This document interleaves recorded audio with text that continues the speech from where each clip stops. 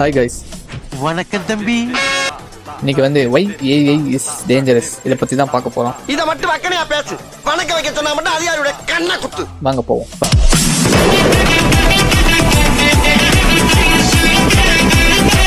Next விஷயம் fake news. Fake நியூஸ்னா உங்க photo, உங்க ஆடியோ, உங்க வீடியோ லிஸ்ட் பெருசா போய்கிட்டு இருக்கு.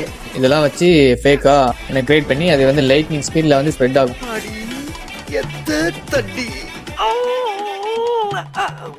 ஃபேக் நியூஸ் நீங்க நியூஸ் கூட பாத்துக்கீங்க. ராஷ்மிகாக்கு நிறைய பேருக்கு இந்த மாதிரி நடந்தது. அவங்கள செலிபிரிட்டி, அவங்கள சமாளிச்சிருவாங்க.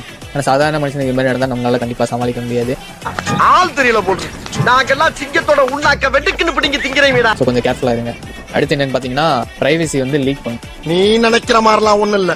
நீங்க ஏதாவது இந்த போட்டோ ஜெமினி எல்லாம் போடுவாங்க பாருங்க, போட்டோ இந்த மாதிரிலாம் போட்டு போட்டோ வாய்ஸ் வீடியோ எதா இருந்தாலும் சரிதான், நீங்க போட்டு எதாவது சேஞ்ச் பண்ணிருந்தீங்கன்னா அது லீக் ஆகுறதுக்கு வாய்ப்பு இருக்கு. அந்த மாதிரி எல்லாம் இருக்கிறதுக்கு சான்ஸ் இல்லையே. அடுத்து என்னன்னு பாத்தீங்கன்னா உங்க ஜாபுக்கு ஆப் வைக்கணுங்க. எந்த மாதிரி ஜாபுக்குன்னா இப்போ மோஸ்ட்லி இந்த கண்டென்ட் கிரியேட்டரு, கிராஃபிக் டிசைனரு, போட்டோஷாப்பு, நிறைய ஐடி ஜாப்ஸ்க்கு இந்த ஏஐ வந்து ஆப் வைக்க போகுது. என்னடி சொல்ற? நீ என்ன சொல்ற? என்னடி சொல்ற? அப்புறம் பாத்தீங்கன்னா இந்த ஏஐ யூஸ் பண்ணி நிறைய ஸ்கேம் பண்றதுக்கும் நிறைய வாய்ப்பு இருக்கு. இந்த ஃப்ராட் பாட்டு, இந்த ஓடிபி கேட்குறது, பேங்க் டீடைல்ஸ் கேட்குறது, இதெல்லாம் நடக்கிறதுக்கு நிறையவே சான்ஸ் இருக்கு.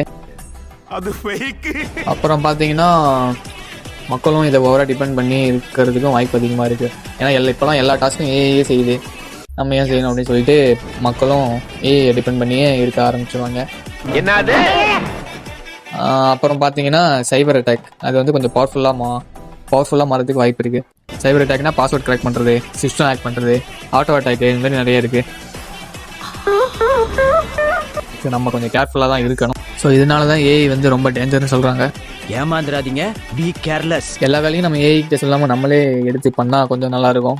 எல்லாத்துக்குமே ஏஐ டிபெண்ட் பண்ணி இருக்கக்கூடாது. மனுஷனோட எது ஒன்று பவர்ஃபுல்லா வருதோ கண்டிப்பா அது மனுஷனுக்கு ஆபத்து தான். ஸோ கேர்ஃபுல்லா இருங்க. நெக்ஸ்ட் வீடியோ பார்க்குற வரைக்கும் டாடா, பை பாய்.